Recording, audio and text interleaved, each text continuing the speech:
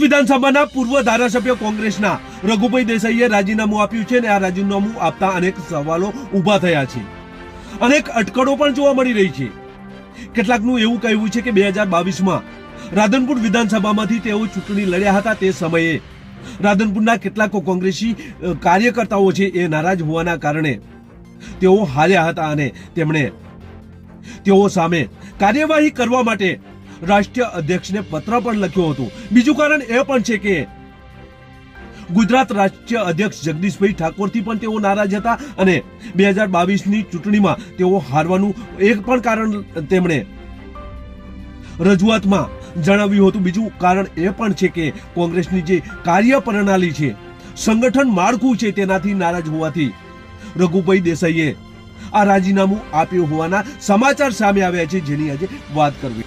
નમસ્કાર, ક્રાઇમ આવાજ ન્યૂઝમાં તમારું સ્વાગત છે અને હું છું તમારી સાથે તમારો નાનજી ઠાકોર. આજે વાત કરવી છે રાધનપુર વિધાનસભાના પૂર્વ ધારાસભ્ય રઘુભાઈ દેસાઈની. આજે રાધનપુર વિધાનસભાના એ પૂર્વ ધારાસભ્ય રઘુભાઈ દેસાઈએ રાજીનામું આપ્યું છે અને આ રાજીનામું આપતાની સાથે અનેક ચર્ચાઓ જોવા મળી રહી છે. આમ તો રઘુભાઈ દેસાઈ રાધનપુર વિધાનસભામાં 2017માં કોંગ્રેસની ટિકિટ લઈને અહીંયા આવે છે, ચૂંટણી લડે છે અને અલ્પેશ ઠાકોર હારે છે અને રઘુભાઈ દેસાઈ 2017માં જીતે છે. ત્યારબાદ ફરી 2022માં પણ રઘુભાઈ દેસાઈને કોંગ્રેસ દ્વારા ટિકિટ આપવામાં આવે છે. રાધનપુર વિધાનસભામાં તેઓ લવિંગજી સામે લડે છે અને આનું કારણ લોકલ કોંગ્રેસના કેટલાક નેતાઓ તેઓ ગણાવે છે અને આ લોકલ નેતાઓના કારણે પોતે હાર્યા હોય એવી રજૂઆત કોંગ્રેસ અધ્યક્ષને કરવામાં આવે છે પત્ર સાથે અને કહેવામાં આવે છે કે આ તમામ સામે કાર્યવાહી કરવામાં આવે. ગુજરાત રાજ્યના જગદીશભાઈ ઠાકોર કે જેઓ કોંગ્રેસ અધ્યક્ષ હતા, તેઓ વિરુદ્ધ પણ કાર્યવાહી કરવામાં આવે તેવી માંગણી કરવામાં આવી છે, પરંતુ આ કાર્યવાહી થતી નથી. આમ તો આ મુખ્ય કારણ હોઈ શકે, કારણ કે ઘણા લાંબા સમયથી તેઓ કોંગ્રેસથી નારાજ છે, કોંગ્રેસના એ નેતાઓથી નારાજ છે અને કોંગ્રેસે તેમની વાત અત્યાર સુધી સાંભળી નથી, એટલે કદાચ આ રાજીનામું આપ્યું હોય તેવા સંકેત પણ જોવા મળી રહ્યા છે. રઘુભાઈ દેસાઈ ઘણા સમયથી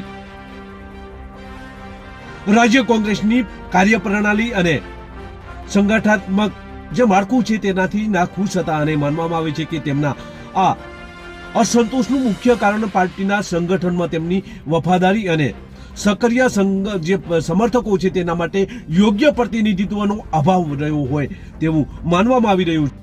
ગુજરાતમાં વિપક્ષ કોંગ્રેસ પાર્ટીની મુશ્કેલીઓ ઓછી થતી દેખાતી નથી. ગુજરાતમાં ચૂંટણી પહેલા કોંગ્રેસ પાર્ટીને વધુ એક મોટો ફટકો પડ્યો છે.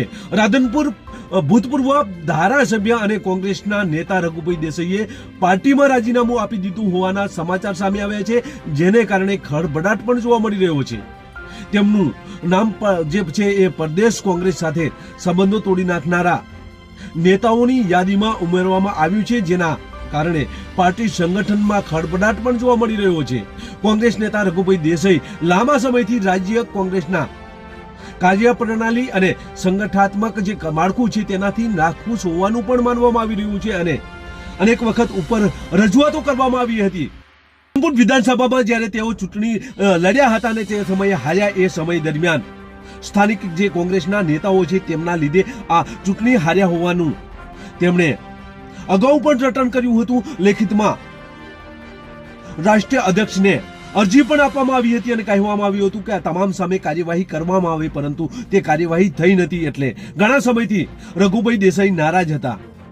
નારાજના અનેક કારણો છે, પરંતુ એ નારાજનું સાચું કારણ અમારી પાસે આવ્યું નથી. પરંતુ હાલ તો રઘુભાઈ દેસાઈ દ્વારા રાજીનામાની અરજી આપવામાં આવી છે, દ્વારા આ રાજીનામું સ્વીકારવામાં આવ્યું નથી તેવા પણ સમાચાર સામે આવી રહ્યા છે. રઘુભાઈ દેસાઈને મનાવવામાં આવી રહ્યા છે. આમ કોંગ્રેસમાંથી જે પરખાન નેતાઓ છે એ તૂટી રહ્યા છે. કોંગ્રેસ ગુજરાતમાં હવે ડાઉન થઈ રહી છે, ત્યારે રઘુભાઈનું આ રાજીનામું આપતા કોંગ્રેસમાં હડપંપ જોવા મળી રહ્યો છે. કેટલાક નેતાઓ દ્વારા રઘુભાઈ દેસાઈને સમજાવવામાં આવી રહ્યા છે, ત્યારે સાચું કારણ તો સમય આવે જ ખબર પડશે. દેસાઈએ આ રાજીનામું આપતાની સાથે જ અનેક સવાલો, અનેક ચર્ચાઓ જોવા મળી રહી છે, ત્યારે કોંગ્રેસમાં આ રાજીનામું સ્વીકારે છે કે નહીં એ આવનાર સમય બતાવશે. પરંતુ રઘુભાઈ દેસાઈ રાધનપુર વિધાનસભાના કેટલાક કોંગ્રેસના કાર્યકર્તાઓથી ઘણા સમયથી નારાજ હતા. રઘુભાઈ દેસાઈએ ઉપર પણ રજૂઆતો કરવામાં આવી હતી અને એમની રજૂઆતો સાંભળી નથી. ક્યાંક ને ક્યાંક એ સંગઠનના માળખાથી પણ નારાજ હતા. ત્યારે એ નારાજનું કારણ હજી સુધી આવ્યું નથી. આવે તમારી સમક્ષ રજૂ કરીશું. દેસાઈએ તો રાજીનામું આપી દીધું છે, પરંતુ કોંગ્રેસ દ્વારા એ રાજીનામું સ્વીકારવામાં આવે છે કે પછી રઘુભાઈ દેસાઈને મનાવી લેવામાં આવે છે, એ આવનાર સમય બતાવશે. પરંતુ હાલ તો આ રાજીનામાને લઈને અનેક સવાલો ઊભા થયા છે. બસ એ જ. જો તમે અમારી ચેનલમાં નવા છો અને આવા જ લેટેસ્ટ ન્યૂઝ જોવા માંગો છો તો અમારી ચેનલને અત્યારે સબસ્ક્રાઇબ કરો, જેથી આવનાર લેટેસ્ટ ન્યૂઝ તમારા સુધી પહોંચી શકે. નમસ્કાર.